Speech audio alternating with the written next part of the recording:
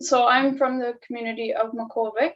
So in Nunatsiavut, there are 5 Inuit communities, Riglet, Postal, Makhovik, Hopedal, and Nain. So I'm from like the middle-ish region of Nunatsiavut, and if you guys didn't know, Nunatsiavut is in Labrador, in Newfoundland and Labrador. So I am a bit all over the place in terms of what I do or what makes up me. I'm an artist. So I do painting and printing and mixed media stuff, a lot of sealskin work and a lot of crafting that my mom taught me from traditional patterns and traditional methods. But I also have my undergrad in biology. So I graduated from Memorial University of Newfoundland in December 2018. So after university, I worked a bunch of little contracts for the Nunatsiavut government, which is the self-governing body for the Inuit in Nunatsiavut. So we are self-governing, the only self-governing Inuit government in Canada. But then in 2019, was it 2019? 2020, before COVID, I moved to Halifax for a position with JASCO Applied Sciences, and they're an underwater acoustics company. So that was my first position sort of in ecology. I did marine mammal analysis of like on spectrograms, just basically just sitting and listening to whales and different sea creatures all day and identifying them, for like oil companies or development or whatever our clients were kind of interested in seeing. So I did that for a few months, and then COVID hit. And so Nunatsiavut, because we're self-governing, there's talk around like we could kind of govern our own decisions based on COVID. And so I was sitting in Halifax like, okay, what if Nunatsiavut decides to shut down its borders? Because at that point, the only way you could get in was on Skidoo or by plane. So I said, it's really possible they could do it if they're scared enough to protect our communities and stuff. And then so in that moment, which was kind of like very clear to me, is just I wanted to be home and I need to be home, and that's where my heart is. I didn't want to, like, it was like a blessing in disguise, I guess, for me. Like I had only been in Halifax for 2 months at that point, but it wasn't the lifestyle that I was used to or wanted. And so that the COVID pandemic just helped me realize that I needed to be home.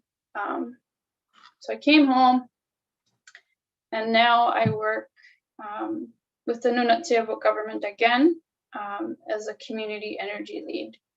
So I'm in a totally different field again, not art or biology. I develop community energy plans for the 5 communities in Nunatsiavut. So the work I'm doing it's a 3-year contract where, so our communities in Nunatsiavut, they're all on diesel. So because we have no transmission lines coming up from like a renewable energy, like a hydro project or something, all of our communities are microgrid diesel grids. So it doesn't align at all with Inuit values of like, treating the land with respect and not leaving any harmful impacts. So my position is to talk to communities, see what different projects and programs they would support or not like to see in their communities, and basically write all that up, supporting my decision, supporting my recommendations of what we should do in each communities over the next 5 years, 20 years, whatever. So that's what I'm doing right now. What's the next picture? Oh yeah, here's a map of Nunatsiavut. So my town is Makhovik, but my grandma, this wonderful lady, did I even say I was Inuk? I don't even know. I'm Inuit. So my gram is, she was from a community more north of Nain called Nutak. And so she lived sort of semi-nomadically all as a kid and teenager, kind of following the animals and seasons and stuff, sort of between Condigloasuk Base Camp and Nain in that area on the map. But she was relocated south to Makhovik in 1959. So here's a picture she drew of her home community, where she's from. So yeah, that's how we came to be from Makhovik. If the relocation didn't happen by the province of Newfoundland and Labrador, we probably would have been still up there. I'm not sure. And so my gram is very artistic. She's very Inuit in that way, like very much a visual learner and always making things and doing things on her own. In this picture here, it says Nellie was invited to have a booth at the Montreal Olympics. So she sold coats and boots and all this kind of stuff at the Olympics in Montreal in the 70s, I think it was 76. So that's kind of what I seen all my life, was her and my mom, because she grew up with my gram, just always like creating and being like so observant of what's around you and doing things on your own.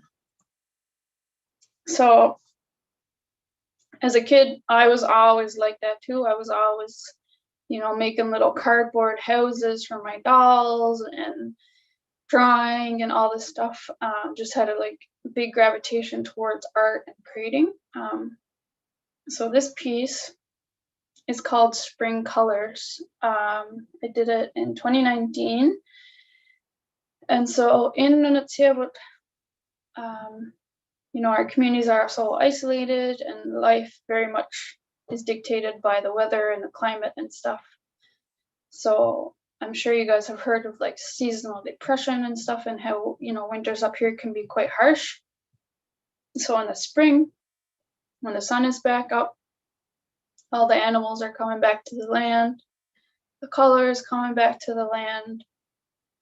It's not very often you'll find someone who isn't happy during that time of year. So that's what I tried to capture in this picture.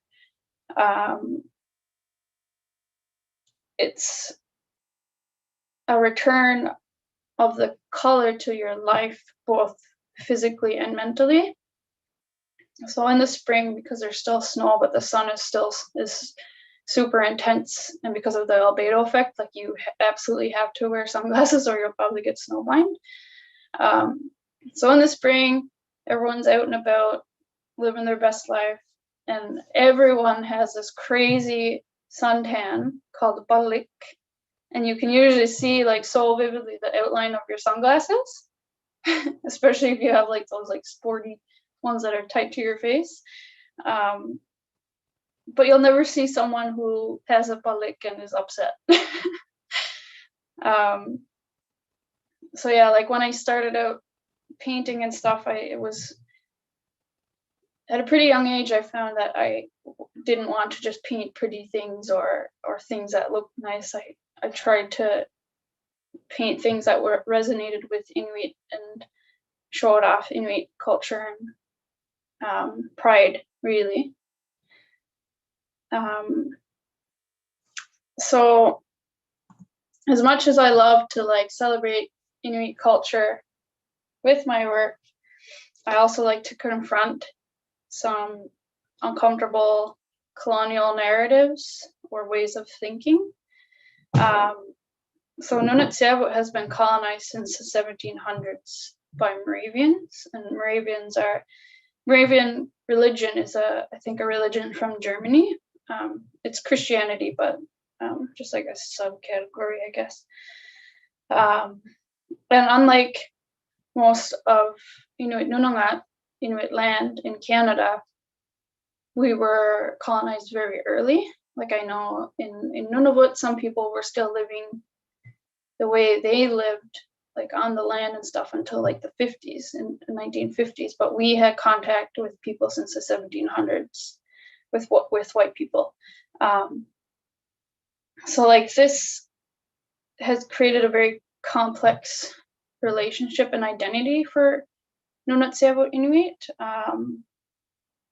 Like today, some people are very proud to be Moravian, and they genuinely believe it is a core part of being an Inuk.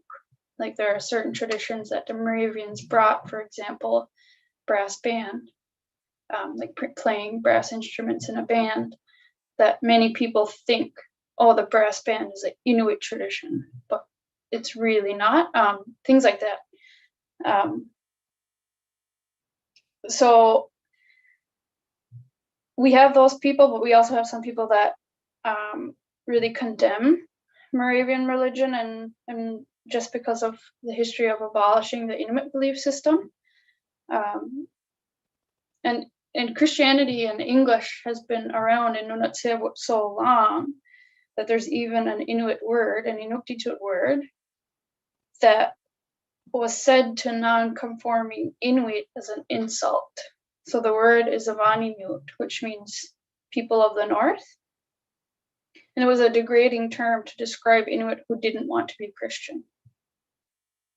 So Inuit people that, like, over time, there was the Christian Inuit, which were the good Inuit, and then the non-Christian Inuit, which were bad Inuit, and that like just created so much lateral violence between people and stuff. And like I find that so mind-blowing that history has been there so long that we've discriminated against ourselves because of influence from outsiders. So as an Inuk today, myself, who has the freedom to question and to be curious about these things and not have any repercussions from that, or not serious repercussions, I like to bring these conversations to light. So during my conversations with other people who have the same interests about these things, I've learned some cool things. My great grandmother, Lena, she was Angakuk, which is loosely translates to someone with spiritual powers like a shaman. So it makes me super happy to know that my family tried to hang on to their own belief and healing system despite colonization. My living grandmother, Nellie, the one in the pictures, she still believes in God and is faithful to her church and stuff, which I do respect. That's how she was raised. But she still do tell me stories about shamans, and my aunties and uncles tell me about stories about shamans, and to an extent they do believe it, and they find it like a little creepy and mysterious and stuff. And that just like makes my day. So this picture here, anyone want to guess what's going on?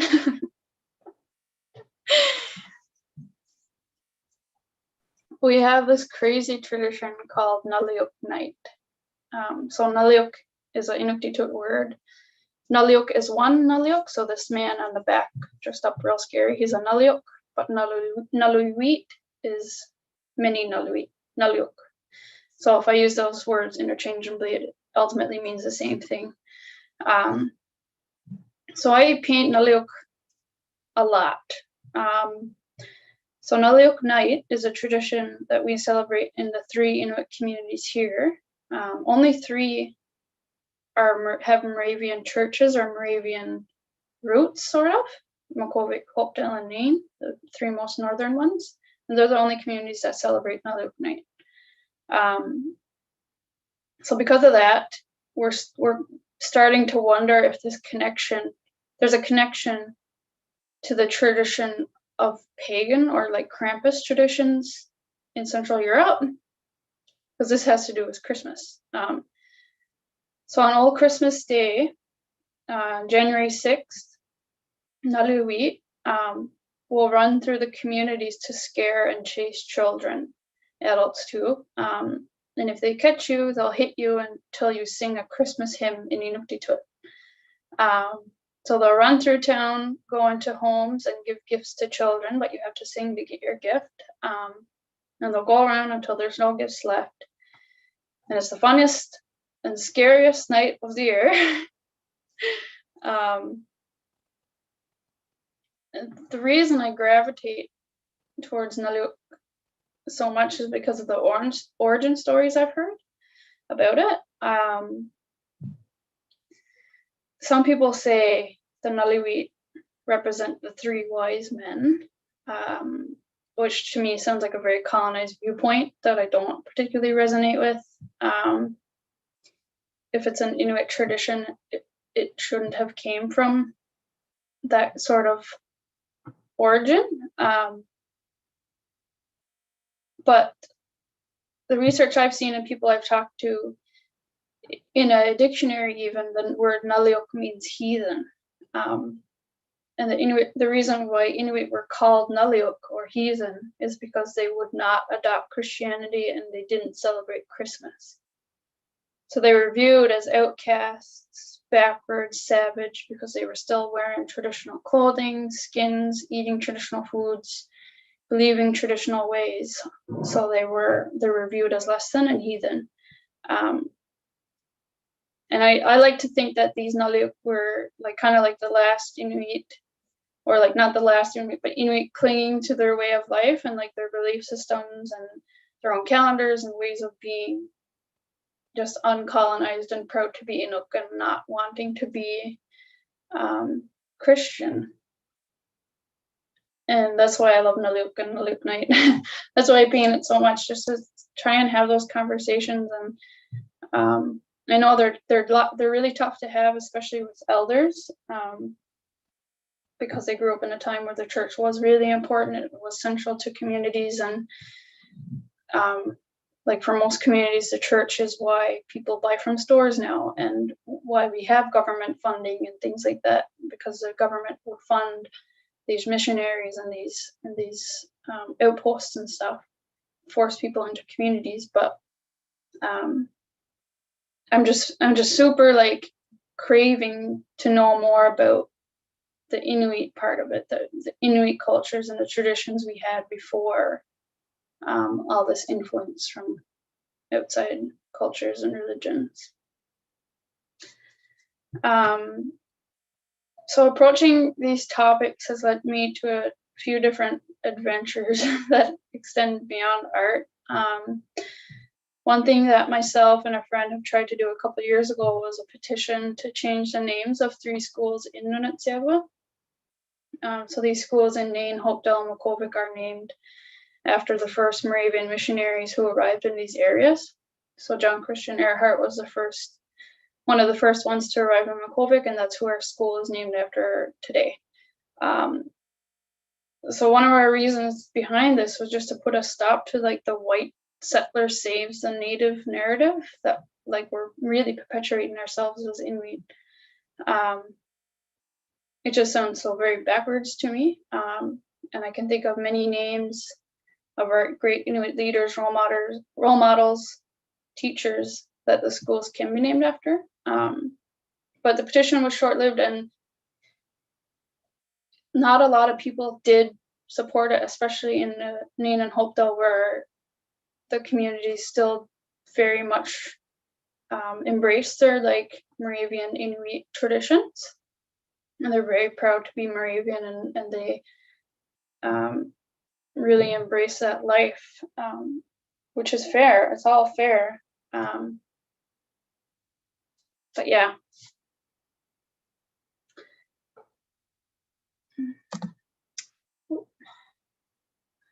So this picture is in Makhovik in the summer, foggy day. And it's a picture of a mural project that I done last summer with some youth from my community. So I had an idea. In 2019, I worked on Adventure Canada, which is an expedition ship that cruises all through the Arctic, taking people up to see the communities and the landscapes and stuff. So I worked on there for 2 months and getting to like see Greenland and stuff, and Iqaluit too. I noticed that like those communities embrace their artists and their art much more than we do in Nunatsiavut, and there was a lot of like murals throughout the community, and I'm like, man, we can totally do this. Why don't we have this in our communities? If you walk through Makhovik, it doesn't look much different from like a northern Newfoundland community, for example, or a southern Labrador community. So I approached the Nunatsiavut government's Department of Education and Economic Development with this idea to make a mural, to hire 4 youth, pay them, and we collaboratively design and paint this mural on a building in Makhovik. And we got the funding, and we finished. We did. All these kids had other jobs and stuff, and I had a full-time job too. So we would probably do about 5 hours a week, like 2-hour sessions here and there in the evenings. And it took us about 2 months, but we got the mural done. And it was a huge success. The community loves it. All the kids would always stop by and like ask questions and stuff. CBC loved it. And so one thing I realized being an artist with like some platform, I guess, and opportunities to see and work in different art related fields is that Inuit specifically don't view themselves as artists, even though they have been practicing art and craft their entire lives. And so, like my mom, for example, she's an amazing seamstress, but she would never call herself a professional. And Inuit are just so modest, and I think that just comes from my history too. Like my grandma, she was employed, or at the boarding school that she was forced to go to, a residential school, she used to get paid, I think, 5 cents per embroidered figure. So she would have to embroider little scenes all day as a kid, like 10 years old, sewing on these tablecloths and stuff that the missionaries would eventually trade and sell. So like, I understand sometimes that Inuit might view themselves as like a commodity and not a talent and a like a rare and talent and just blessed with these gifts. And so I've been really trying to work hard, like giving these young people who draw and paint all the time an actual real reason to call themselves a real artist. That was important to me. And right now too, I work with the Inuit Art Foundation. I just started as a community liaison. And so one of the challenges I've had as an artist is accessing these like federal and provincial grants and programs, simply because they're like all online, and they're typically loaded with like a bunch of technical jargon, and you might need a like a Western education to access it, or you know how to make a curriculum vitae or whatever it's called. Like there's a bunch of barriers that aren't that people here who grew up traditionally, who learned art through matriarchs, wouldn't know how to do. So my work with the Inuit Art Foundation is trying to eliminate those barriers and at least be a point in between where I can help them advance their work and get money for their work. So yeah, like this, I wanted to make a space for traditional art and craft practices in non-traditional spaces. So many people will stick to their craft and their sewing and stuff, but I thought it would be a really cool idea to showcase it for everyone to see. Yeah, so art and like sovereignty, culture, climate change, stewardship. For Inuit, it's all a little bit connected, and I guess that's why I've balanced so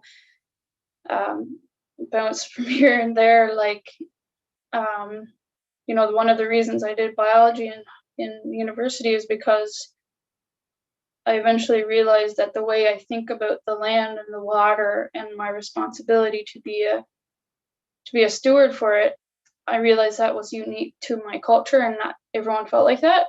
And so in the Western education, studying biology and ecology was like my best effort at translating those inherited values that I have as an Inuk into a Western system. So yeah, it's all connected. And Inuit have a big duty to advocate for ourselves and our land and our lifestyle. And art and craft for me has been both an avenue for me to keep in touch with my roots, but to also explore new realms of cultural revitalization and ask those tough questions and wonder about those things. So yeah, that's all I had. I hope you guys have lots of questions about art and science and climate change and whatever. Yeah, hopefully that wasn't too all over the place.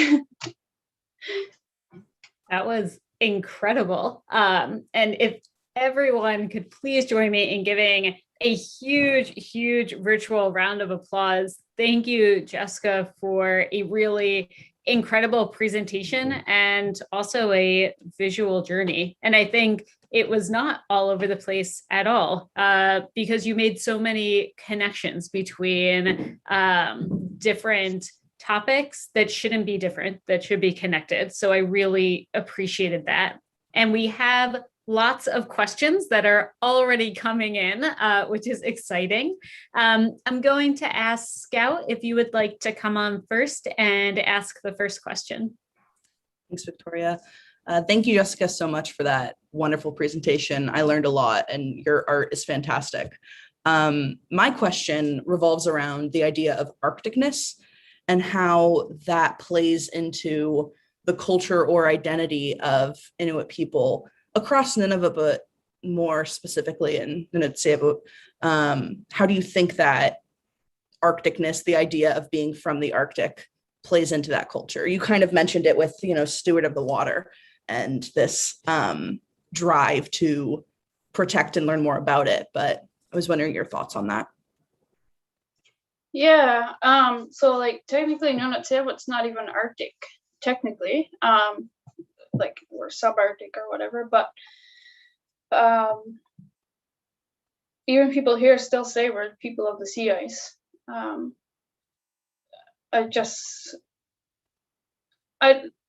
do think Inuit are related to Arcticness, but I don't think we fit in a box too. Like we got down all the way down to Safara, and we've adapted our traditions and clothing and everything to still survive in this landscape, because like, for example, many of the hides that people would have used for like footwear and stuff, like gummicks, that are made of like seal skin, they need to be kept cold, for example, and you can't wear them when it's mild out because they'll get wet. So in the real Arctic, where it is cold most of the year, like that would have been really useful. But for example, down here, we had to find new ways to adapt to that. But yeah, like climate change has just really been tough, even now that we have everything we really need. We don't have everything we need, but it still affects us so much, even though we're not like consistently relying on the land and stuff. It's not like the physical relying on the Arcticness or the land is not quite there anymore, just because we have stores, whatever, but the mental part of it and like the emotional connection is still very much there. So I guess in between Nunavut and Nunavut, we still have that in common, despite not being above 60 or below 60. Thank you. Yeah, thank you. Beatrice, do you want to come on and ask your question next? Yes, thank you, Victoria, and thank you, Jessica, for the presentation.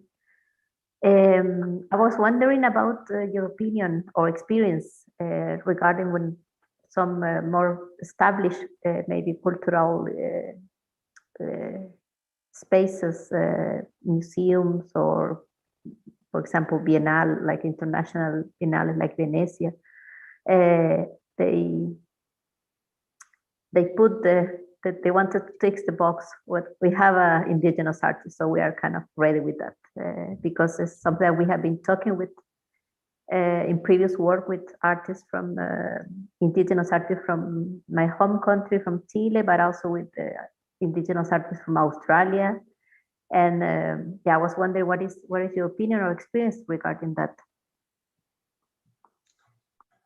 Yeah, so I was actually at the Venice Biennale, what was it, 2018? That was a wild experience for me. But yeah, what is your opinion about some attempts from most established cultures to use? I guess it's a step in the right direction, but I guess it's hard to tell if it's like authentic or not. I know that like in some spaces maybe there only is a way, like maybe the only way to get Indigenous artists into that space is to specifically reserve it or make it accessible by only Indigenous people, which would kind of seem like a tick off the box thing to do, but I don't know, it's a tough question.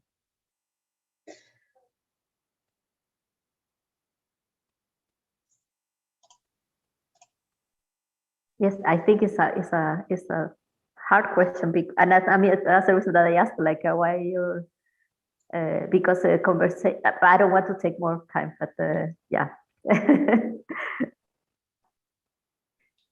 Well, I think that's a conversation, right? So, and part of why, we have our discussion sessions, but also hopefully after this college, when we're able to have an invitation for everyone to meet in annual meetings, including Jessica, to have those conversations in person and to think about what it means to reserve space for Indigenous artists, but also to have a box that I think you're right, Beatrice. Many people do check off in art spaces, but also in academia. This could be lots of different spaces, and thinking about what that means, but also what it creates. So like Jessica said, a good but a hard question. I'm going to ask Devora, who I'm sure may also have both a good and a hard question, if I know Devora. I'll invite you on to ask your question next. Thank you, Victoria. Unatakut, Jessica. I'm calling in from Iqaluit. And it's wonderful to hear you speak about your work as a fellow artist and interdisciplinarian. I really enjoy hearing the ways that you're showing up and doing work in and with and for your community, from economics to art to biology. It's really, really exciting to hear you talk about that. My question has to do with whether or not you've done artwork, however you define that, and I know that's a continuum of, contemporary art and craft and public art and all of that, whether or not you've done any work related specifically to climate change and environmental justice. Yeah, I can't think off the top of my head anything I've done that is like obviously like this piece is about environmental justice or whatever. But all of my work is inspired by the environment. everything I does. Even if it's about women, it's about what women saw based off their environment. Things like that. But yeah, I don't think I've done anything that was. I think the way I work is that, like, my hope is that Inuit will look at it and say, I get it. So a lot of the work I do, for example, it might be an aerial shot of something that, to an eye of someone who isn't from the north, it would look very abstract, and you kind of don't know what it is, like, oh, the blood or whatever of a hunt, things like that. But if an Inuk or a northerner seen it, they would say, I get it. And so I guess in that way, I don't feel like a big pull to be your typical environmental justice type, fight for the earth kind of person. It's a very Inuki subtle way that I do it, if that makes sense. Yeah. Yeah, thank you for that. Yeah. Yeah, thank you.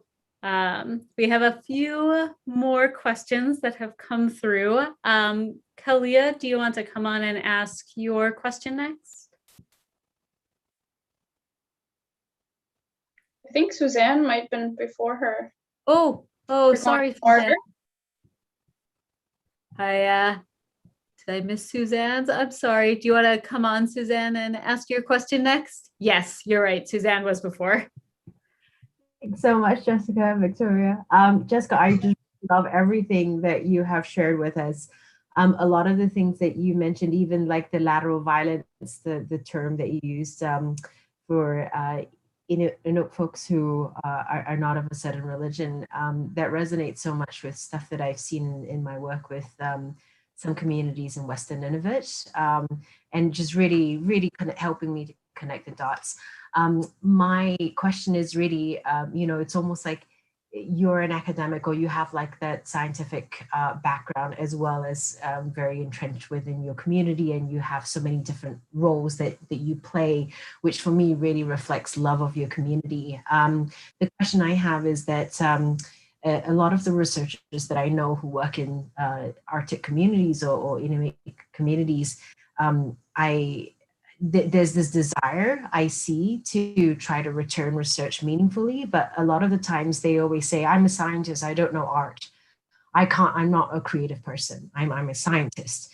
And they put themselves in that bucket. And the question that I have for you is, because you do transcend all those categories and buckets, is how do you feel academics or scientists can use art to return research meaningfully to the communities that they work with?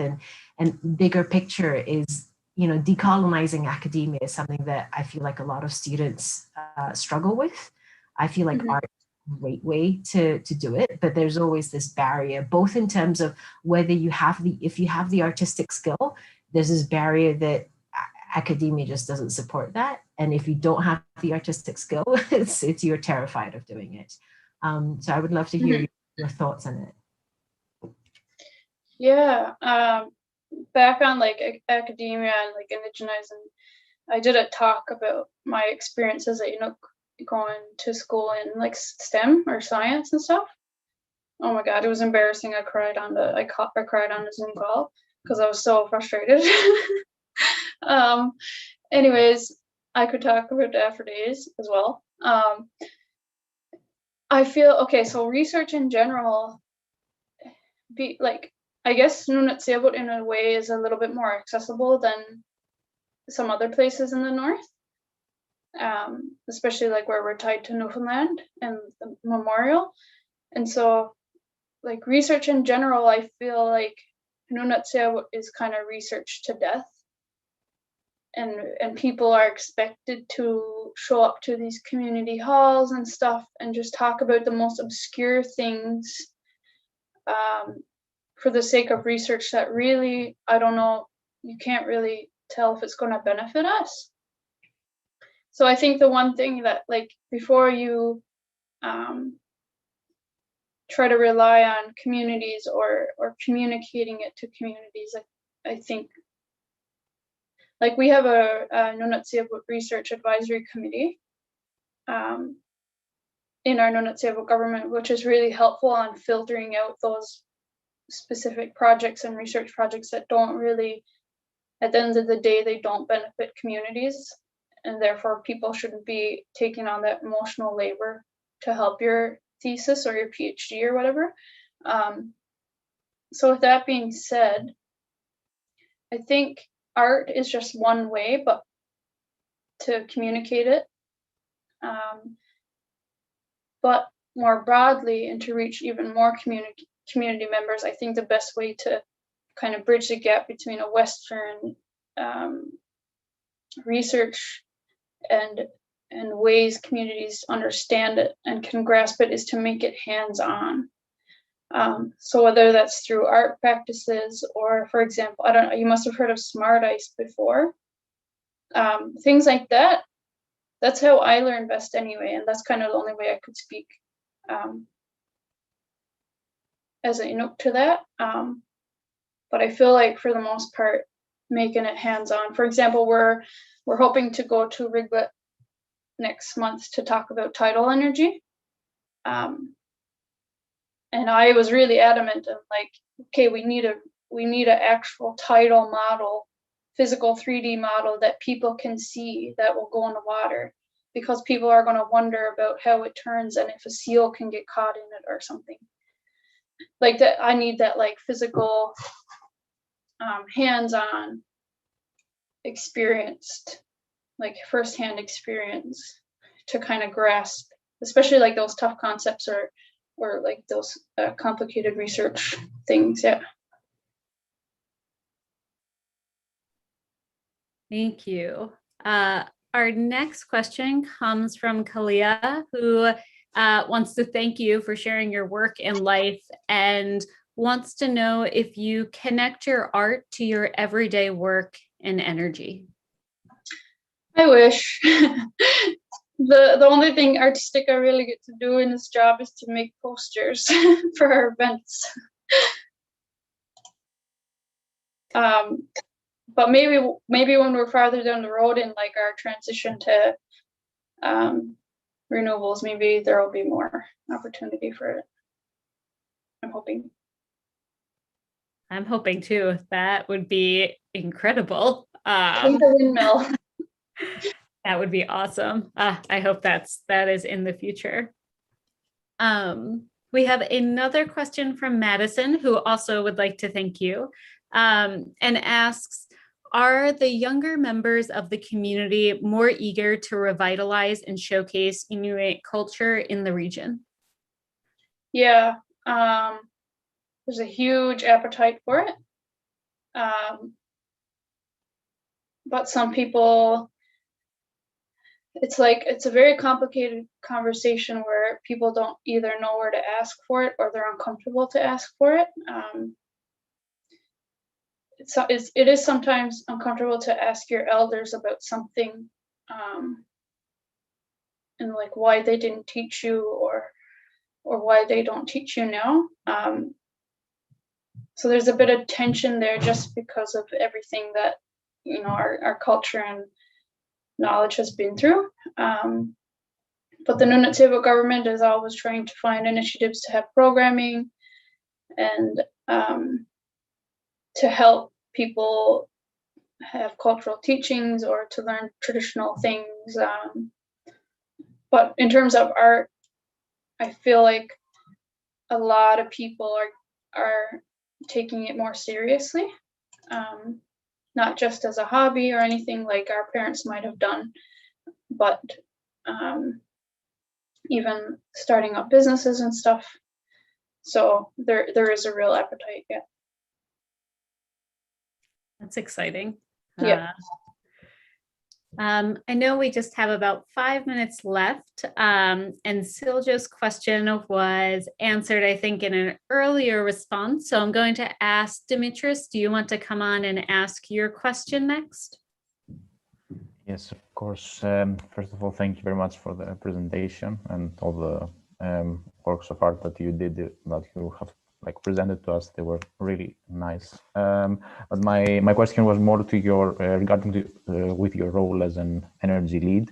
First of all, is there like a resilience strategy that the government Nunatsiavut is pursuing, basically, so regarding climate change and the environment, so to kind of, let's say, still be resilient in like a lot of levels, not just on the energy part, but in general. And the second question regarding that is, you mentioned public participation. So to what extent is there like public participation and like discussing like everything and consulting also the communities, and if there is basically a conflict regarding choices, for example, on the energy transition, what happens then? So yeah, these are my questions. Yeah. So I don't think we have a climate change strategy right now, or any like a resilience thing, but we do have an energy security plan, which was developed, I think, in 2014 or something. It's pretty outdated now. We have to go through it again. But energy and like adapting to climate change has kind of been on the back burner within NG, because we're relatively new government, but also we have a lot of big pressing issues that need to be addressed first. Things like food security and poverty and housing insecurity. For example, I'm an employee of my government making an affordable living, and I don't have anywhere to live. So there's a lot of inequalities like that are just so pressing that all of our manpower just kind of gets put to that. Like there's in my division, we only have 3 people working in my division so far. We're trying to expand it and think more proactively like that. And hopefully maybe a resilience strategy could be something we do or update the energy plan at least. So in terms of public participation, last year we had a green energy survey, which was done online and through phone interviews. Try to reach as many people as we can, which asked just basic questions like, which renewable energy generation technologies do you support and not support? So like wind, solar, all this stuff. And so based off that, we're doing another survey this spring, but it's more, it allows people to give more informed decisions, where it's like a solar project that costs this much, displaces this much CO2, versus a wind project, which would you rather see NG pursue? Or a home efficiency retrofit program, things like that. So it gives people the tools they need to make more educated choices than simply what do you support and what do you not support.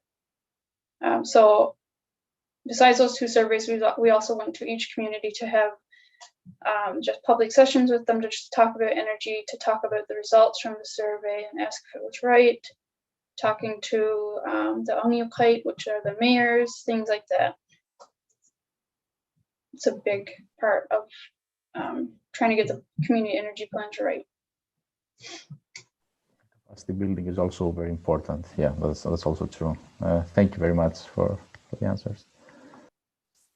Yeah, thank you. All right, I'm going to try to get all 3 of our final questions in before moving to our second half of week 3. Chloe, do you want to come on and ask your question next? Thank you. And thank you so much, Jessica. I have goosebumps listening to you, and just wanted to say a huge congratulations on all that you've done. And thank you so much for sharing in that large scope of everything that you have initiated and been part of. Is there something that you're most proud of? Oh God.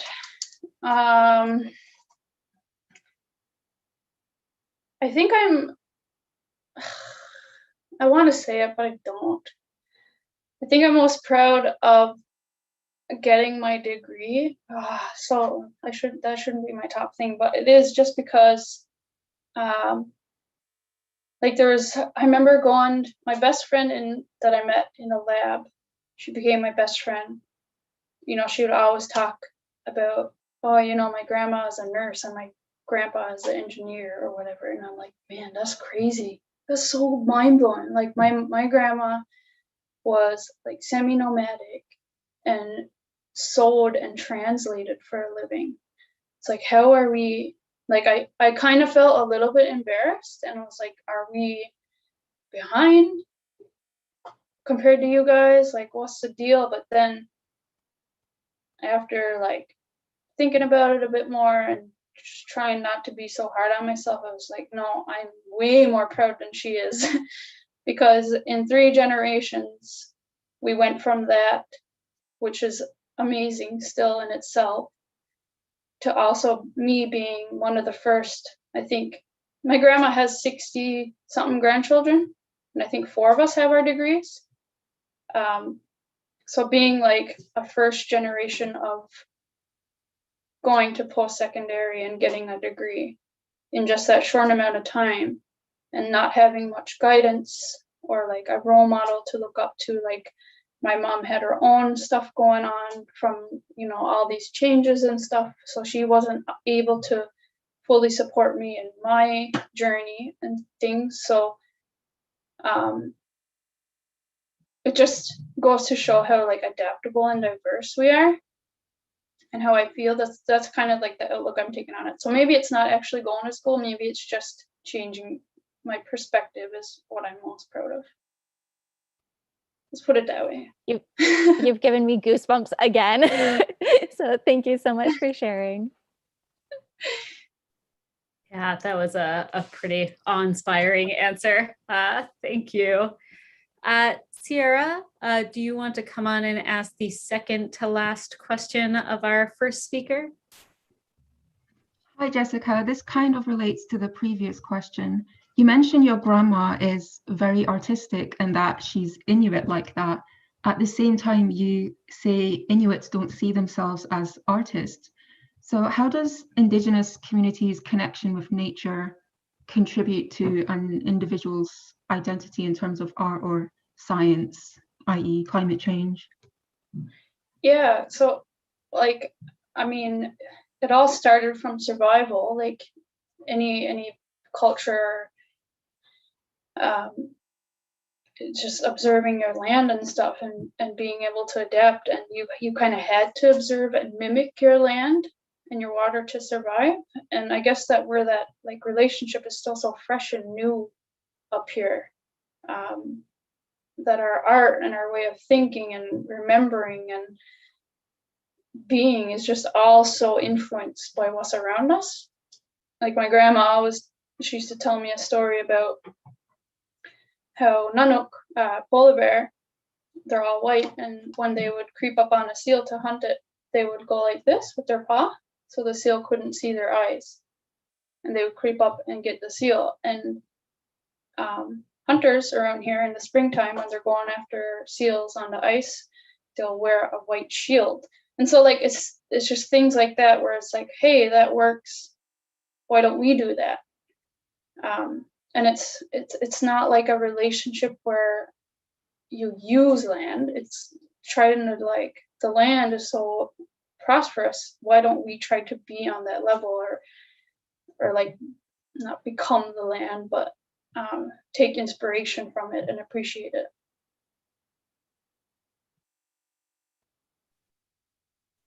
Thank you.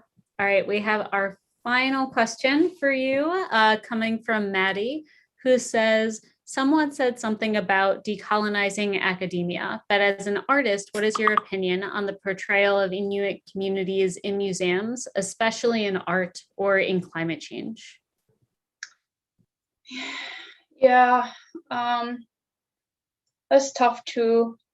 I guess it for me, it's like on a case by case basis. Like I know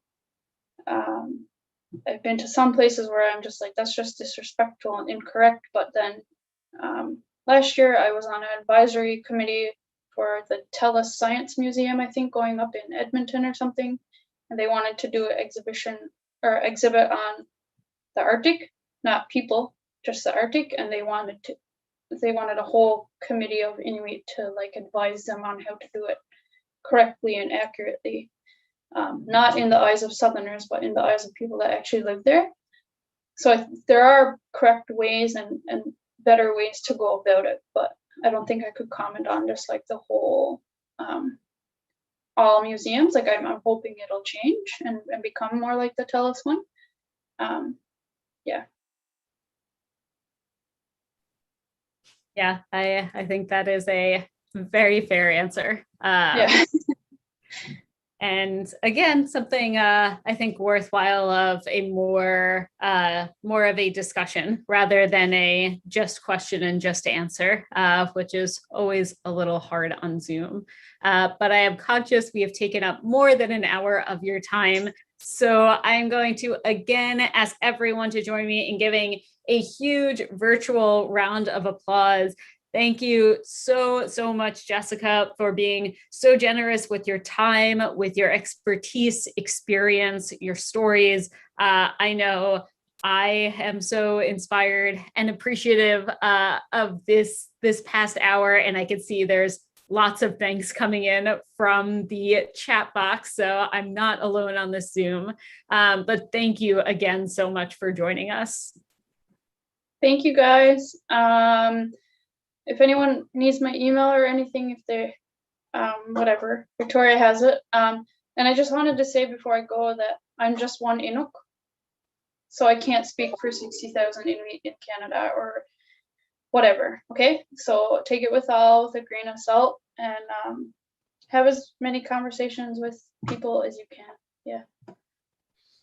Yeah, and that will be something to keep in mind for the next few weeks, as well as we hear from another Inuit biologist next week on conservation management from Greenland, and another in our final week on languages. So a wide variety of individual perspectives, of geographic perspectives, of topics. So thank you, Jessica, for sharing yours today.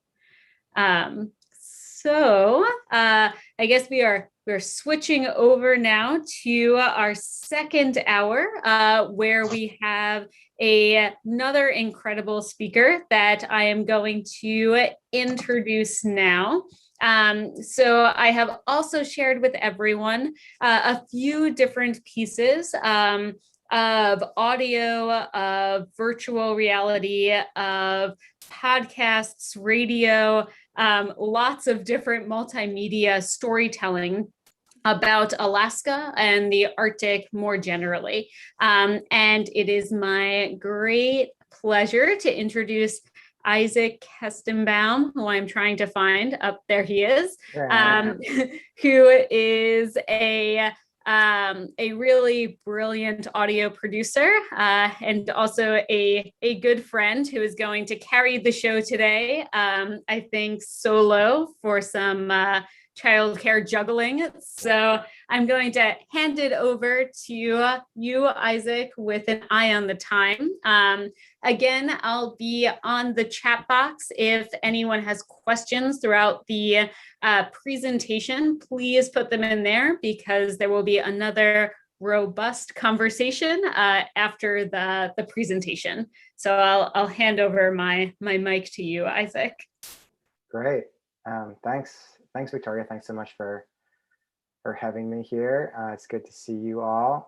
So there is like a 10% chance that a toddler will come bursting into the room at some point during this call, but we'll just have to roll with it. I don't think it'll happen. I think it'll stay out. So yeah, anyway, as Victoria said, I'm Isaac Kestenbaum. I'm a journalist and an audio producer, a multimedia producer. And what I was going to do today is just kind of talk about, mostly talk about my work, all of which I do in collaboration with my wife, Josie, who couldn't be on the call today. And in collaboration, as you'll see, with lots and lots of other people as well. So I thought it would be kind of helpful just to kind of talk through where I'm from and kind of how I arrived at the point of, I guess the sort of method and approach to storytelling and how I ended up telling stories in the North. So I'm going to share my screen. Okay. All right. So just a little bit about where I'm from. I'm from Maine. I'm from a place called Deer Isle. It's where I grew up. And I'll just zoom out so you can kind of see where that is in relation to the rest of the world. So it's kind of a place that I would consider North, but I think like, you know, and certainly when I went to college, when I go anywhere else, most people are like, oh, you live way up north in Maine. So it's always been sort of an idea that I found powerful. But of course, you know, as you all know, there's much more northern than Maine. But that's kind of, I think, informed like a lot of my work is just being from this place that to a lot of people is kind of viewed as remote and inaccessible and kind of exotified and romanticized. And so I've always been drawn to try to tell like the real stories from Maine that aren't just lobster boats and Stephen King novels and lighthouses. So that's actually kind of how I got my start in a lot of ways in storytelling. Is I went to this place called the SALT Institute for Documentary Studies, which is based in Maine, and it's been around since the 70s, and it kind of started as this almost like oral history project to tell the stories of like kind of old Mainers whose traditions were fading out. So people who, you know, still knew how to hand weave a fishing net. They would interview these people and do these like kind of exhaustive publications. This is a kind of a sample of what the magazines used to look like. So they don't do magazines anymore. They do mostly audio and short film programs, but I went to SALT in 2008.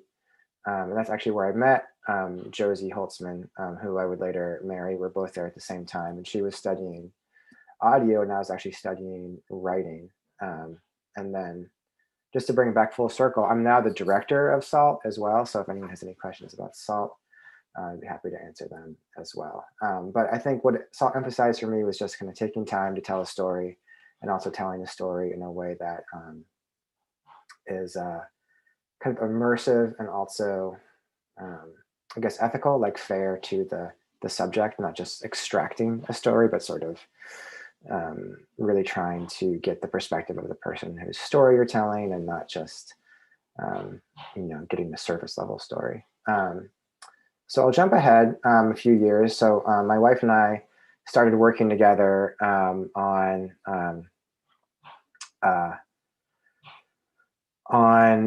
projects.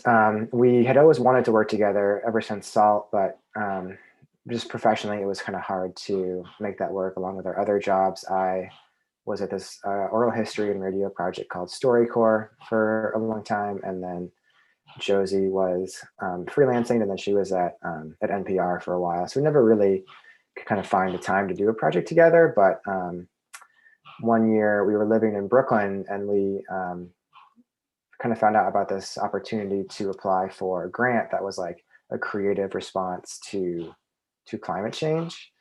And we landed on this idea of sound walks. And it had been a really warm winter that year. And we thought about doing something to get people outside in a mild winter that would kind of confront them with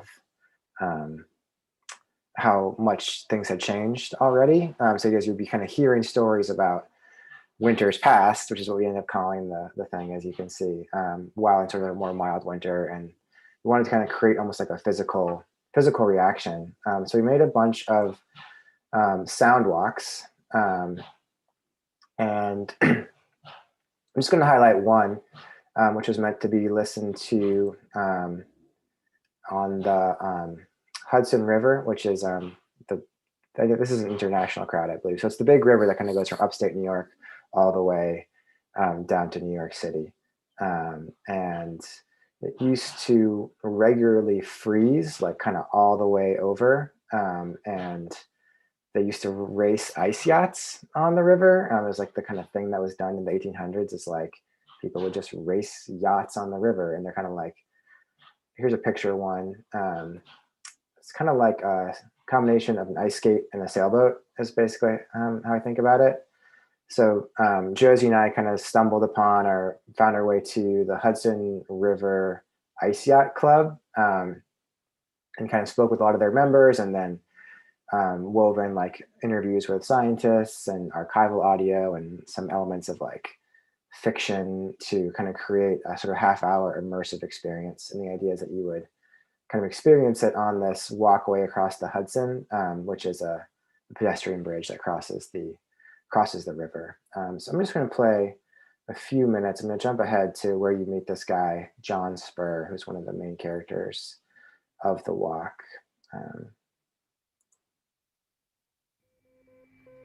An ice yacht, Mount this one. From ice here in the Hudson Valley in the Rhinebeck Red. All right, my name is John Spur, S-P-E-R-R. I've lived here in the Hudson Valley in the Rhinebeck Red Hook area since about 1974. They sometimes call me the Hudson River Ice Yacht Club meteorologist. An ice yacht is basically a sailboat on 3 runners. These long cast iron shoes attached to a large piece of oak for stiffness. There's a long backbone which goes front to back. And at the rear of that, there's a little oval-shaped tray, what we call the cockpit. And so you steer lying down, facing forward on an old horsehair cushion, and off you go. I moved here in 1978, and in 1982, I went down to the river to go skiing one snowy day through the woods, and we came out on this road that comes out across the tracks, and there on the ice were approximately 20 of these antique 100-year-old ice yachts, and people were sailing them around and having a grand old time. And I just sort of fell in love with it immediately. It was such a beautiful scene watching these things go almost noiselessly, cruising across the ice at 50 to 80 miles an hour. And so I came back the next day and made myself useful, and 2 days later I was sailing one of the larger boats down there with good control, but the wind was coming up and getting a little bit hairy, and I kept learning from there, and became sort of one of the major movers and shakers. Every so often you have to. All right. So that project also included some other walks. We did one about this former ice harvest industry that used to exist in Connecticut, and we worked with like a lot of historical societies to try to get like pictures of kind of how things used to be. And here's the ice harvest. There's guys cutting ice on the lake, and from that, this is kind of where we kind of pivot to something that's kind of further north. Is we had an opportunity to apply for a second grant from this organization, and that was the winter of the kind of the first winter of what they were calling the polar vortex, so it was really, really cold in New York, actually, ironically, when we kind of debuted this project that was supposed to get you out in like a warmer winter. But it was also, it was very mild in the Arctic that year. So they asked us if we wanted to do a follow-up project, and we decided to go to Alaska. And that was kind of all we really pitched, was like, we want to go to Alaska, and they said, okay. So, the goal was to kind of get off of the tourist track in Alaska. So we went to 2 places, went to Bethel and Kotzebue, which are both, if you don't know, they're like kind of hub cities in Alaska, which means that, you can't drive to them. They are in the, in the bush, but they're like relatively big. And then from there, you could get a smaller plane to go out to some of the villages. And having never been to Alaska, like these places felt like kind of the end of the world. But then, once you start to spend time in Alaska, you realize that they're actually really a hub to go out to places that are, even more, I guess, quote unquote, remote, or at least remote for someone coming from the lower 48. So we were able to get out to a few villages when we were there for this project, but we just went for 2 weeks, and we spoke to a lot of people, and I think really kind of tried to immerse ourselves as much as we could in a short amount of time in Alaska. I'm just going to play you one story that we produced when we were up there. So we did this in partnership with this organization, which is kind of no longer around, but it's called Cowbird, which is a kind of an interesting platform for multimedia storytelling. So I'm just going to play one story from this guy, John Active, who we talked to. I'm John Active in English, and in Yupik, my Yupik name is Akumgachik, which means person who likes to sit around contentedly doing nothing. So I grew up mostly around the kitchen table, eating and listening to all these elderly women and men telling all kinds of stories. That was my entertainment when I was growing up. That's my summer of winter, stuck indoors, but getting to listen to all these stories. That's why I became a storyteller. This is a kind of funny one. Okay, there was this village down, there was a village down on the coast, and it was the coldest winter they were going through. Oh, it was cold. It was so cold, blowing snow all the time, north wind just freezing, that people couldn't go out and hunt.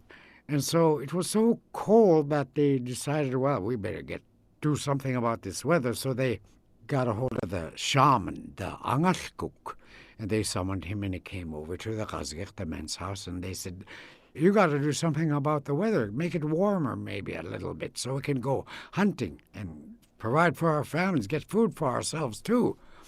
Well, the shaman agreed, and he started singing this song. And it was about goose hunting.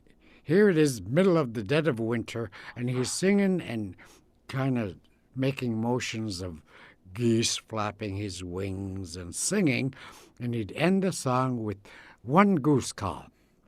Look,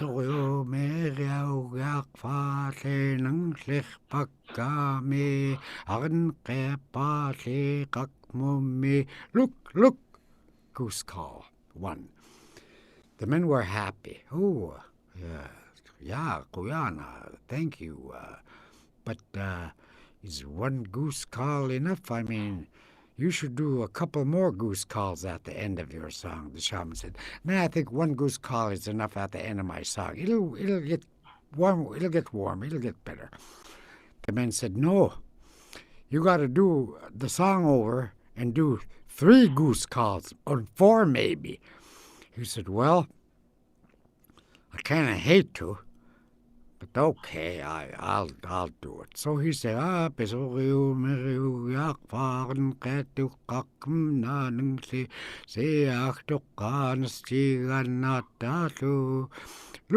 look, look, look, look, look, look.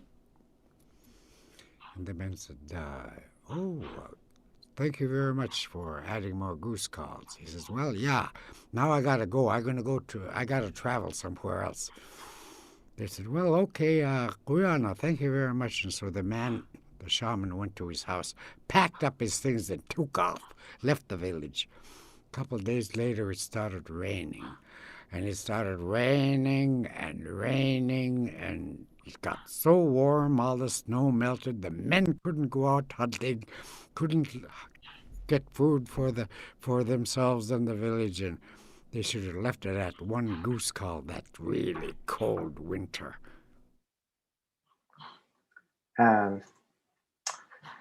Yes, that's John Active. We spent, like I said, not a great amount of time there, probably 2 weeks, but I really tried to do a lot of stuff. Like we went fishing, and we went bush planes, and we recorded musicians, and it was really quite a bit.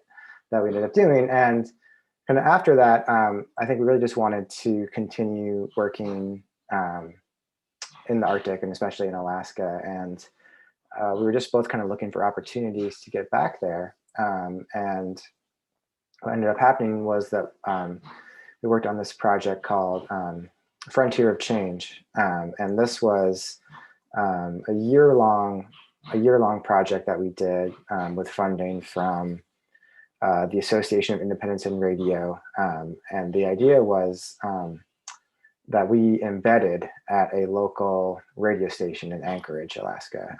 It was KNBA, which is I think it's called like Alaska's Native Voice. It was the Alaska Native owned radio station in town. And I believe it's like maybe like the largest, Native American radio station, are the only one to broadcast in an urban area. There's something sort of notable about it. And basically what we pitched them on was doing more of the sort of sound walks that we had pioneered with Winters Past. But the idea would be that these sound walks would kind of transport you from Anchorage out to these more rural, more remote places out in the Alaskan bush where, even a lot of people in Anchorage, will not go out to some of these kind of more remote places. And because Alaska's, I mean, as probably a lot of you know, like Alaska is really, really big. And one of the things that I do sometimes when we're giving a presentation about Alaska to people who aren't from Alaska is I have them guess like how many times their state could fit into Alaska, and they always underestimate it. It's like, Maine, I think, could fit into Alaska like 25 times or something like that. Just like really, really big. So people don't, even if you live there, you might not get out to some of these places. So in addition to working with the radio station, we worked with the Anchorage Museum to kind of make these sound walks like real events. So I'll just show you, start with this one. So this is the Shaktulik sound walk, which kind of took you on a mile-long loop, starting at the museum and kind of taking you throughout the city of Anchorage as you would listen to stories from Shaktulik, which is this village in, I would say, not like far north, not the North Slope, but in sort of northwestern Alaska. It's one of the places I think most at risk from sea level rise. So the idea is that you would walk around downtown Anchorage and listen to stories from this place and kind of meet people from there. And we did an event, but it was also sort of an installation at the museum for the summer. So you could do a self-guided version as well. And we had like maps for people who wanted to do it on their own. But on the sort of the event day, we billed ourselves as like a virtual reality travel agency, and people got tickets, and that's me there in the vest, kind of leading people on the walk.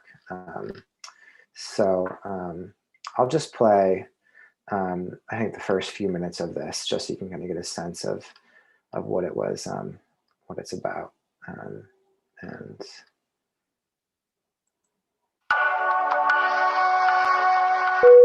Ladies and gentlemen, on behalf of Finding America, the Association of Independents in Radio, the Anchorage Museum, and the entire crew at KNBA, I'd like to welcome you aboard Frontier of Change Airlines Flight 1, with nonstop service to Shaktulik by way of downtown Anchorage. You should be standing near the front entrance to the Anchorage Museum. Travel time today is approximately 30 minutes, distance 1 mile. Now please walk up the pathway away from the museum towards the intersection of C Street and 6th Avenue. Stop when you get there. For those of you who have not been aboard Frontier of Change travel before, this is a sound walk, which means you will be traveling in 2 places at once. Your eyes will be in Anchorage and your ears will be 400 miles away in the small coastal village of Shaktulik. Shaktulik is 1 mile long and a little bit wider than this city block. It's surrounded by water on all sides. Sea ice and permafrost are melting. Water is rising. storms are growing more powerful. Climate change threatens to wash the village away within the next few decades. Between Shaktulik and the Bering Sea is a mile-long berm, which is an 8-foot-high mound of gravel piled on driftwood. The berm isn't much wider than an Anchorage sidewalk. That barrier is all that stands between Shaktulik and the ocean, and for the next 30 minutes, that berm, that barrier, is all that stands between you and the ocean. Now, a brief safety announcement. All participants in this soundwalk assume the risk of accidents that may result in injury or death. Participants will hold harmless the Municipality of Anchorage, KNBA, the Anchorage Museum, and the Frontier of Change Project, including all funders. Your participation is voluntary with knowledge of all such risks. If you are not willing to assume said risks, we ask that you stop this soundwalk now. Beyond this point, it is at your own risk. You should be standing at the intersection of C Street and 6th Avenue with the Anchorage Museum behind you. Your route for this walk will be across C Street, straight up 6th Avenue to I Street. Return to the museum along 5th Avenue. Walk at your own pace and take your time. If you get back to the museum before the audio ends, please walk around the courtyard until the walk is complete. Flight attendants and cabin crew, please prepare for takeoff. And you can begin walking now. Fire extinguisher is located underneath the pilot, or between the pilot and co-pilot seat, underneath my bag. To use the fire extinguisher, pull the pin, point the base, fire, squeeze, and sweep. ELT's in the tail of the plane. Red switch right up here on the dash can activate it in the event of emergency. Also, in the event of emergency, be all the way in the back behind all that stuff is a yellow bag with a survival kit and first aid kit in it. Seatbelts on at all times, no smoking, and cell phones off, and airplane mode's okay. Any questions?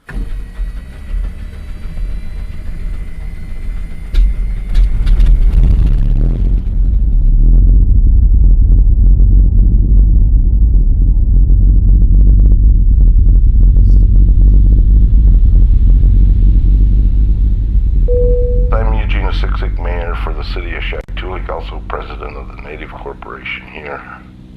There's always an imprint in your mind of what home looks like and how home feels. I was going to bed in Anchorage, and start thinking about home and close my eyes and, imagine the surrounding and, the sounds. I remember when we first moved to Anchorage, we heard a snow machine. My wife ran to the living room window because we hadn't heard a snow machine for months. What people call home, identifying Besbor Island, identifying Cape Denbies, identifying Christmas Mountain, to almost 260 people, that's what they identify with every day. In order for it to be home, that's what they would have to see. It's changing, but to me, that's home.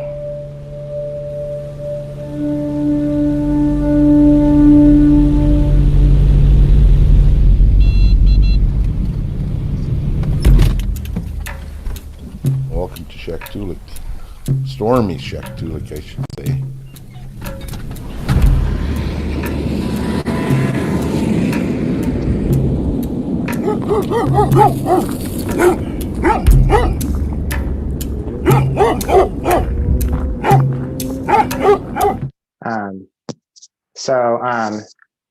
That is the first part of that sound walk.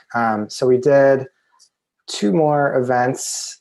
We did sort of what we called a scavenger hunt, which was kind of similar to the sound walk, but a bit more participatory. So we had this kind of combination of texting. You'd text, you'd be told to go somewhere to find a clue, and then once you found the answer to that clue, you would text the keyword and then get another piece of audio to listen to that would take you somewhere else around the city. And then at various locations, there were artists who were doing custom prints, and everyone got a passport book that they could fill up. So if you did it right at the end of the whole thing, you had 5 kind of unique prints from local artists, and then there was a kind of a party back at the museum. So it was this pretty kind of ambitious and interesting kind of way to make it a bit more of a game. So there were like 5 stops. And they're each sort of about climate change and about kind of the history of Anchorage, and also about kind of things that are going outside of Anchorage that would influence what you were experiencing. And then let's see, I'll get back to the events. And then we did one that was a bit more kind of almost like a short film that we made about this whaling festival in Point Hope called Kugruk. And that one we like got a red carpet and really tried to make it like this real event. Then in addition to that, we did do some kind of more straightforward stories for the radio, kind of interviews, like non-narrated short pieces with folks. And then we had a podcast as well. You know, like I said, it was very much a collaborative project. So that's me with the beard on the left there, and then that's my wife on the far right, Josie, and then in the middle is Jacqueline Estes, who was kind of the third lead producer, and she was also the news director at the station, and really worked with like kind of everyone at the station. We got them to buy in. We had like a local designer work with us. We had someone do events, and so it was like a real kind of community effort.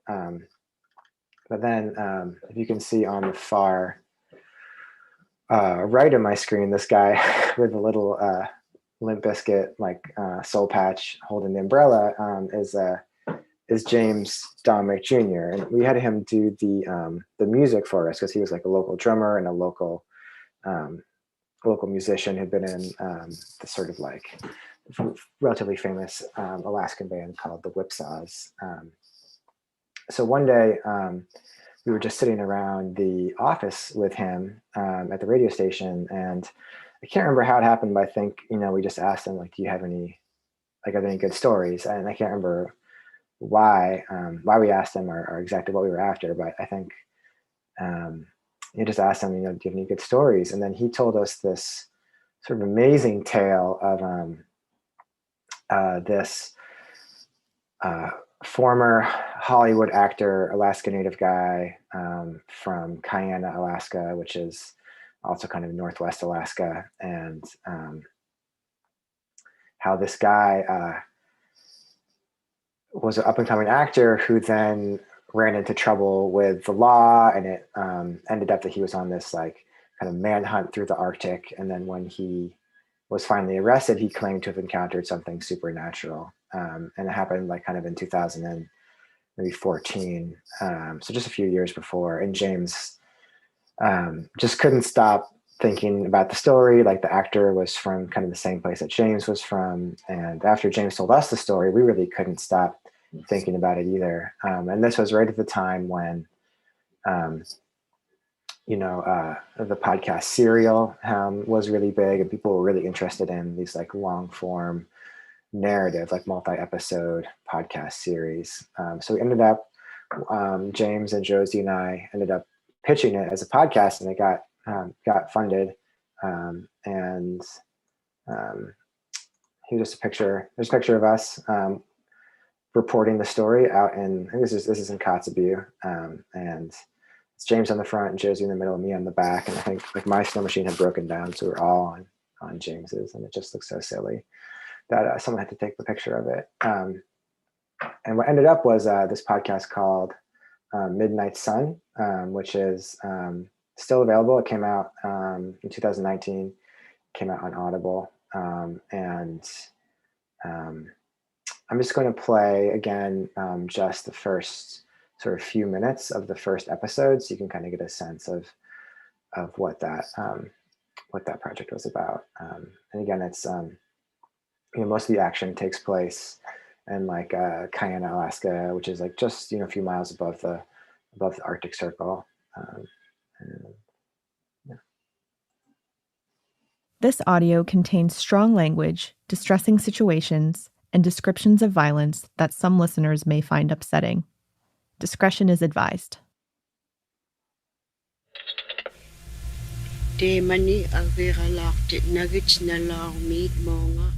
Long ago, before the white people came to the Arctic, legend has it that we, the Inupiaq tribe of northern Alaska, lived alongside another tribe, the Inukuns. The Inukuns were similar to us in some ways, except they were very, very short, and they were extremely strong. It was said one little Inukun man could carry a whole caribou all by himself. Inukuns and Inupiaqs lived side by side until things went wrong. One summer day, an Inukun family visited some Inupiaq people at their camp. While the Inukun man and wife sat with the people in their tent, their young son went out to play with the other boys. Not long after, there was a scream outside. The Inukun man went running out the door. A loose sled dog had killed and eaten his son. The Inukun man, in a fit of rage, grabbed the dog and ripped it to shreds with his bare hands. Then he and his wife left the camp and told the others what happened. He said the Inupiaq's carelessness was too dangerous. The Inukuns decided, as a tribe, to cut off all contact. They would head out into the mountains, into the wilderness, forever. The Inukuns disappeared. They weren't seen or heard from again, except in rumors of encounters out in the wild. Until a fugitive named Teddy Kyle Smith had an experience that brought them from myth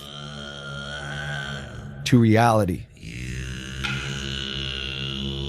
My Inupiaq name is Milukruk. My English name is James Domick Jr. This is Midnight Sun.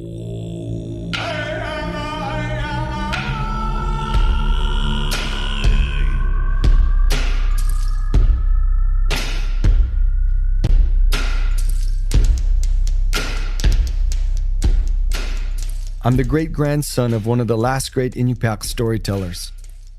His name was Palangan, but the name the missionaries gave him was Paul Monroe. He was revered for his knowledge of Inupiaq folktales, stories about shape-shifting, and shamans, and Inukuns. Telling stories is one of the ways we make sense of things up here in Alaska. It's kept me and my people alive for tens of thousands of years. So when I heard something from one of Palangan's old stories showed up in modern times, I knew it had to mean something. I just didn't know what.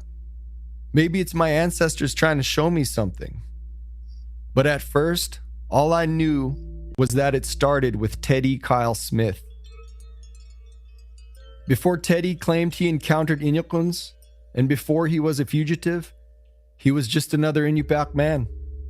A man from a place that's barely America, chasing the most American dream, to be a movie star. It's 2011. Teddy's doing a red carpet interview at the Sundance Film Festival. My name is Teddy Kyle Smith. My Inupiaq name is Kalahok. I grew up in Alaska. Not just Alaska, rural Alaska, the bush. Where are you from? Kayana, Alaska. It's Inupiaq village of just above the Arctic Circle in northwest Alaska. And I've got a rich culture up there, rich history up there. Teddy's at Sundance because he's one of the stars of On the Ice, an indie film set in rural Alaska. Teddy plays a search and rescue captain in the moral center of the film. I play Igisok. I play the father of Kali who tries to get away with murder. It's Teddy's very first movie role, and he seems happy to be here. He's got this big smile on his face. It's long odds to get from Kayana, Alaska to the Sundance Film Festival, especially with the struggles Teddy's generation faced growing up. But when I grew up as a teen, there was a lot of turmoil, I think, about how much of the culture you do hang on to and how much do you change. My parents, when they were going to school, they weren't allowed to speak the Eskimo language. They were forbidden to speak it. So when I was raised, I wasn't taught the language. He might have not spoke the language growing up, but he learned the old ways of hunting and living off of the land. He's doing the interview in a traditional fur parkie. And like the animals that I'm wearing now, the wolverine, the muskrat, and the wolf, it's a part of my culture, and I still carry that out in hunting and trapping them. He's sweating under those furs and under the lights, but he looks the part. Big cheekbones, brown skin, strong jaw, real native looking, real Inuit. On that red carpet, he's also looking real Hollywood. I've spoke to several people here who really enjoyed my performance, and I think people have expressed interest in me working on other projects, and I'm just going to leave it at that, and see where that leads.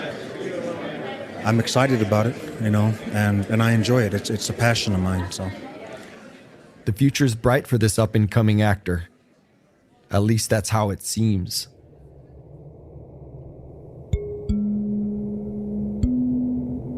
September 2012, Kayana, Alaska. A small village above the Arctic Circle in Teddy's hometown. No roads in or out. In the Kobuk Valley overlooking the Squirrel River. It's less than 2 years after that Sundance interview. Teddy flies home from Southeast Alaska after wrapping filming on another movie. But only a few hours after landing, he gets on the VHF radio, which broadcasts to the whole village. He announces that he's at his mom's house, and his mom is dead.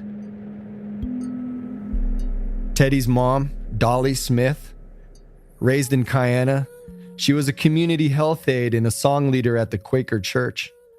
She loved to pick berries, and she was known for making traditional fur parkies. At the time, she was in her mid-70s and healthy.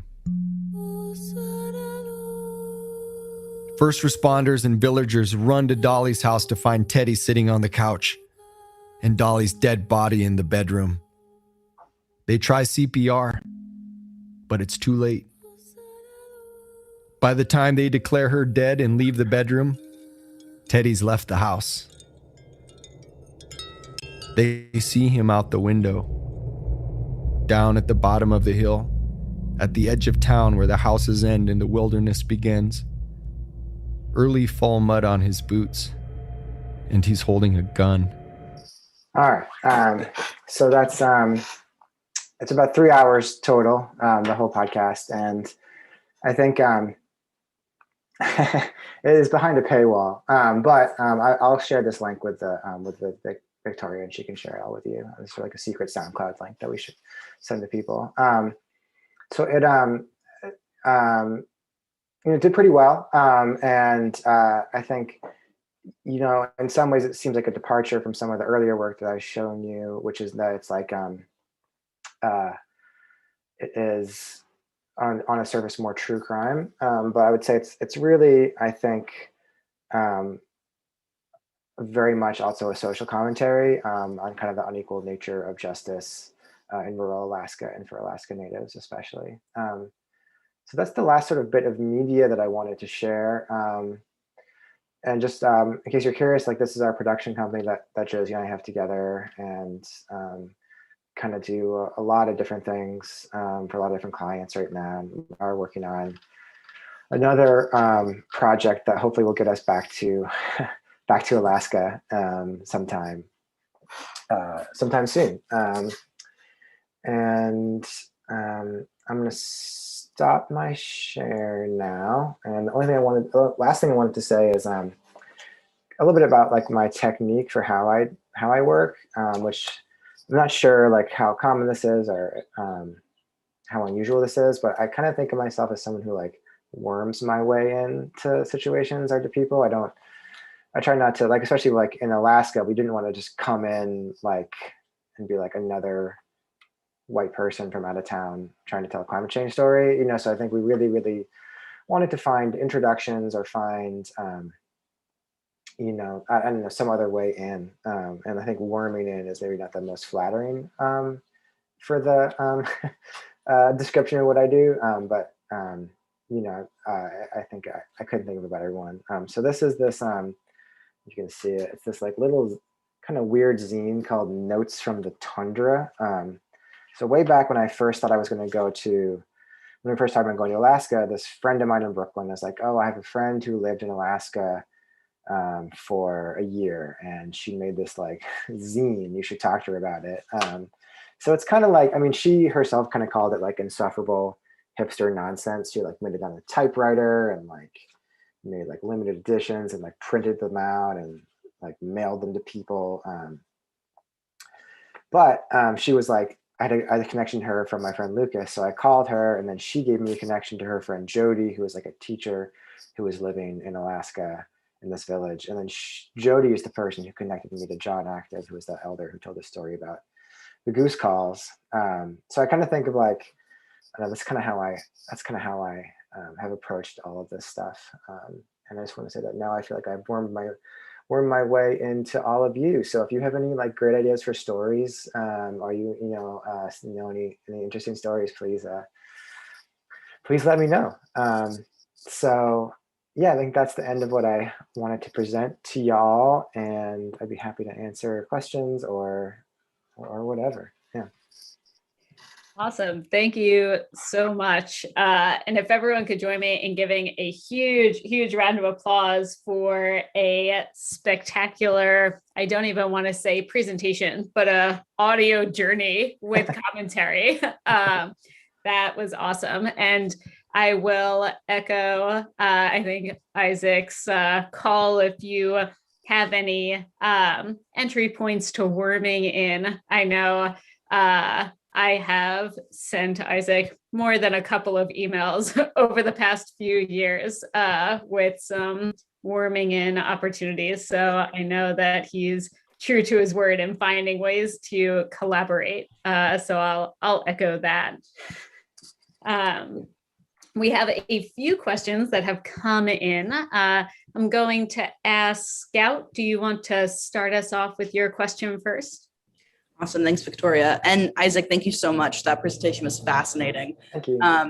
Sorry, there's someone mowing the lawn outside if you can hear that. But I really loved the idea of the sound walk. And that's not something I'd ever run into before. And my question is, what made you want to focus on the audio portion of our senses and understanding the environment around us, as opposed to focusing on the visual? Or maybe because the way you described it, they work in conjunction with each other, but there does seem to be an emphasis on the audio. And I was just wondering what made you come to that conclusion? Yeah, for sure. So it's sort of like a 3-part answer. I would say kind of the sort of more artistic answer is that, you know, audio is like this really visual medium that I think engages your imagination in a way that maybe other forms of media don't, and you really have to kind of meet the audio kind of more than halfway, whereas I think a visual image maybe meets you a little bit closer. So I think it does engage the imagination in a really interesting way. And I think you know, when I was working in StoryCorps, just like the emotion, hearing emotional audio is in some ways for me almost more moving than watching like a video of someone having an emotional moment. And the other answer is that, so my wife, Josie, has just always been really interested in audio and always wanted to work in audio. And she's the one who I think really makes the sound design work with all these pieces. And I think the more sort of crass answer is that like right now audio is sort of having a moment, and it's easier to get a project funded and off the ground in audio than it might be in short film. And also like, I was actually just recently on a film shoot. They're doing an interview with someone, and there's like all these lighting and like cameras and grips and people, whereas like if you're doing audio, you pretty much, you know, can get started for like $400 for like a good microphone and a pretty good recorder and be on your way. So I think it was like more accessible initially to us as well. Beautiful. Thank you. Yeah, thank you. Suzanne, do you want to come on and ask your question next? Yes, thanks so much, Victoria, and thanks so much, Isaac, for such a sort of varied and fascinating sort of journey through different ways of storytelling. I'm going to ask a different question, Victoria, if I may, because I see others are asking questions that I want to ask already. So I struggle with selecting what is the right media for telling stories, and I want to make sure that it matches what the communities that I want to engage with sort of want to see as well. So I usually use text-based poetry where, you know, it's something that can be put on a wall and people can see it, and they don't really have to have technology to engage with it, and things like that. So I actually have two questions. One is, how do you conceive of the impact of the different kinds of media that you use, and what is the one that's most impactful for the communities that you want to engage? And then following up on your worming in comment, which I absolutely loved, because I try to do that. How do you maintain these relationships from afar? How do you keep that wormed in? You know, I struggle with that too. Yeah.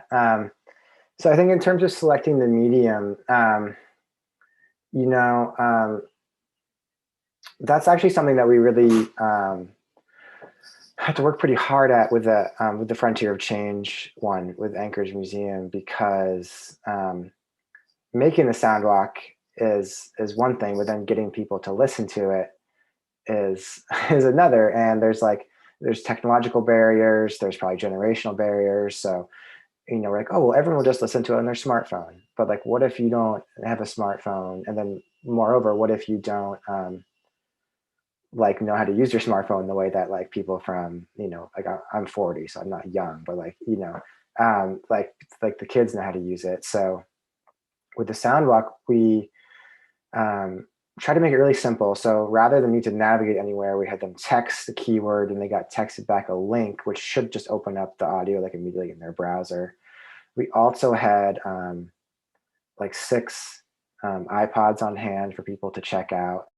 And then we also had like, if you just wanted to like sit and listen to it, we had it playing on loop inside the museum, so you didn't have to do anything. So we really tried to like make it as accessible as possible.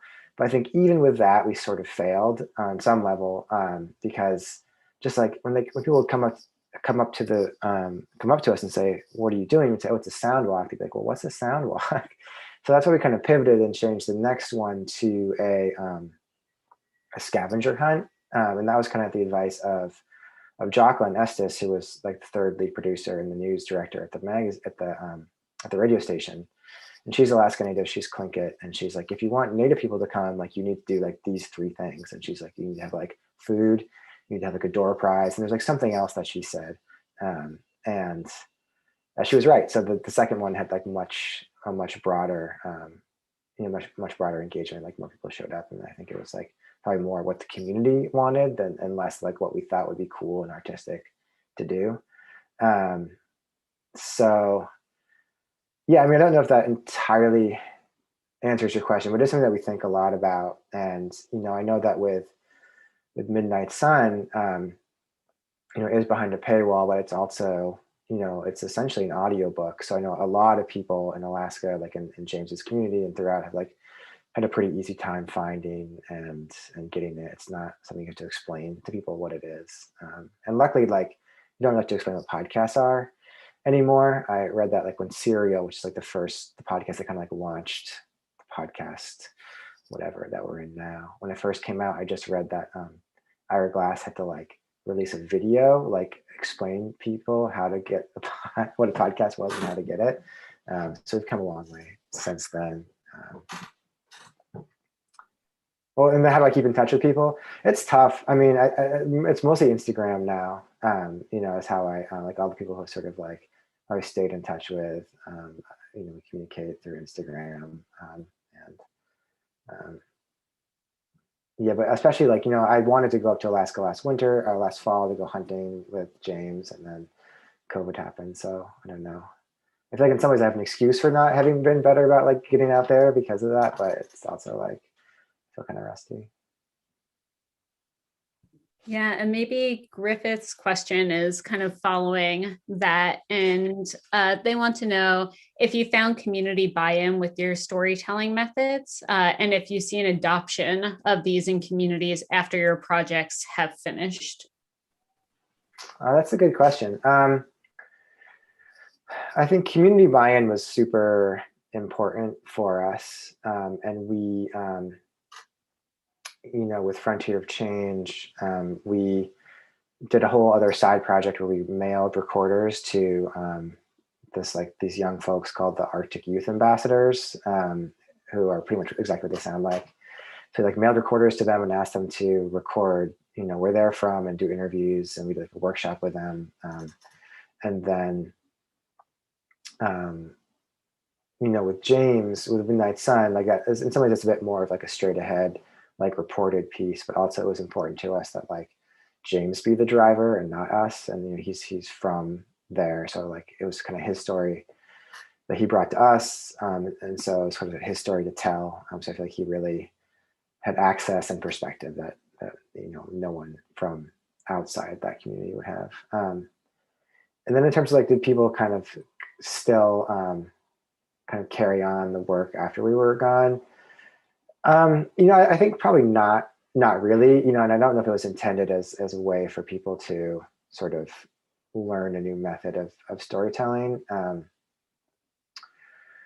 But that is something that I would love to sort of explore more in a different form, like maybe like doing some workshop with a local radio station or something to make something that would sort of sustain afterwards. I do know that the KNBA, the radio station, did do kind of more work in the vein of what we had created after we left.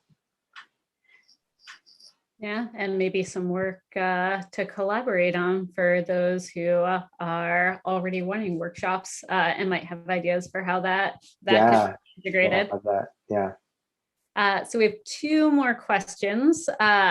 Susanna, do you want to come on and ask yours next?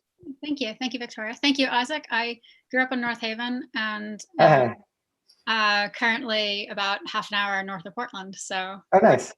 Neck of the woods. I can see you from here. Yeah, I know. So I've got a couple questions. One is just on the use of soundscape, because I've done a little bit with some work I've done in the Arctic with using soundscapes and narratives. But I was using it very much to illustrate some of it without any visual, but it was for an audience that was familiar with climate, familiar in the Arctic materials I was discussing. And I'm just wondering how some of those sounds that I was experiencing were very unique and just a little bit sort of really signaled, where I was able to tell a lot, but I've never really known how to know how much of that is because people know what I'm talking about with some of the more unique aspect sounds that we wouldn't necessarily hear elsewhere in the world. And I was just curious how you sort of make some of the audio material accessible to people to whom that material may not be accessible. So that's my first question. And my second question is, I'm just wondering whether, just because I'm back in Maine during COVID, I'm just wondering whether you've been involved in some of the climate action here, just because there's a bit in the artscape and science that's going on. And I was just wondering whether you had any links here. Yeah. So I think for the first part, what storytellers, what audio producers especially talk about a lot is like a sense of place, wanting to convey a sense of place, which is like, it kind of makes you roll your eyes when like an editor is like, what's the sense of place? We need to establish a sense of place here. But it is a real concern and a real thing that we think about. So I think that when you're doing soundscapes, when you're trying to convey this place that may be foreign or alien to a lot of your audience, sometimes like when I'm out in the Arctic or out in Alaska, like recording, sometimes you come back and it's like, oh, this just sounds like wind, or this just sounds like an engine from a snow machine. So in some ways it can be like a little underwhelming when you get back from a recording trip and you're like, oh, there's not a lot there. But at the same time, I think there are sounds certainly that are unique to that region. But I think for us, it was less about kind of like literally trying to recreate what we had recorded for people's ears and more about creating the idea of what that felt like.